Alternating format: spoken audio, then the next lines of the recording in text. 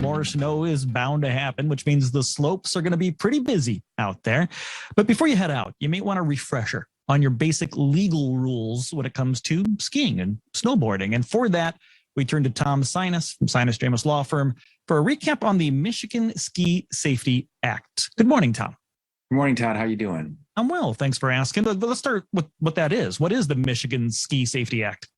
Yeah, it's probably not something most people have heard of or thought of when they're buying their lift tickets or heading out to the slopes. But we have a statute in Michigan we've had for a long time that is called the Ski Area Safety Act. So what is it? Well, it was a statute designed to try to create the rules of the road, if you will, for how ski hills are supposed to operate.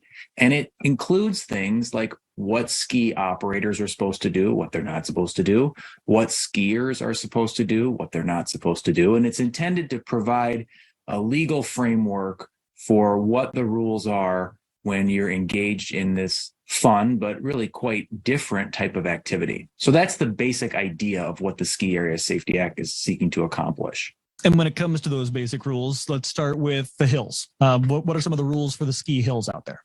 So there are a specific set of rules in the statute that apply to ski hills. Many of them you would think are obvious, but they're there, I think, for the basic idea of providing safety. So, for example, if a ski hill is using ski grooming equipment, the ski grooming equipment has to be equipped with a flashing or rotating yellow light.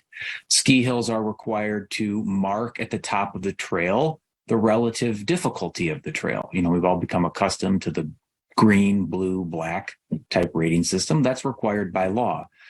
Ski hills, especially here in Michigan, we have a lot of snowmaking equipment on the hill.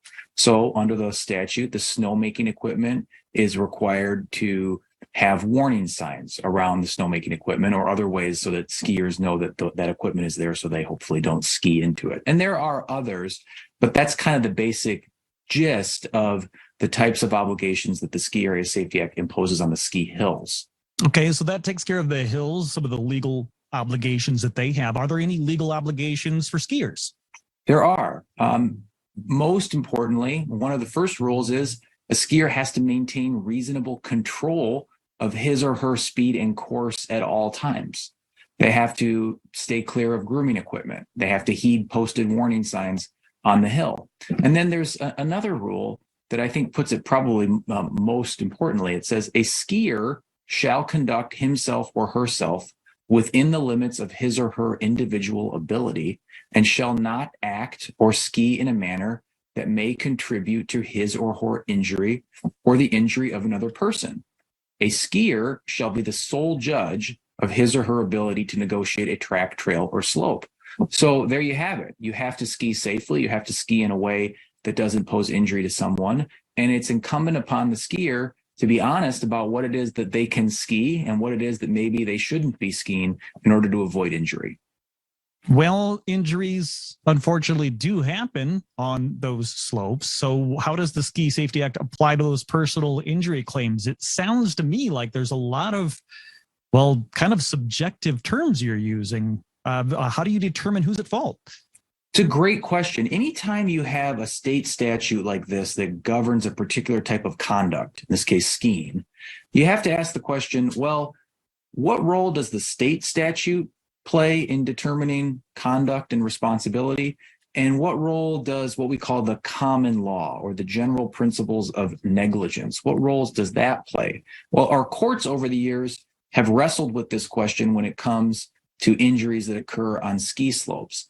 And the courts have held, in short, that the basic rules of negligence that we would think of as applying in a traditional personal injury case, those basic principles aren't necessarily the ones that you look at to determine fault or responsibility when someone is injured on the ski slope.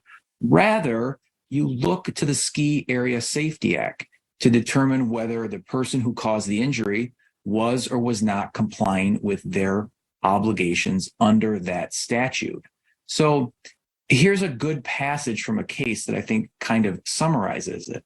It says, this is the Court of Appeals saying, it is possible, and therefore skiers assume the risk that a collision can occur between skiers when neither skier is violating his or her duties under the Ski Area Safety Act, That is, it's an obvious and necessary danger of skiing that sometimes accidents simply happen.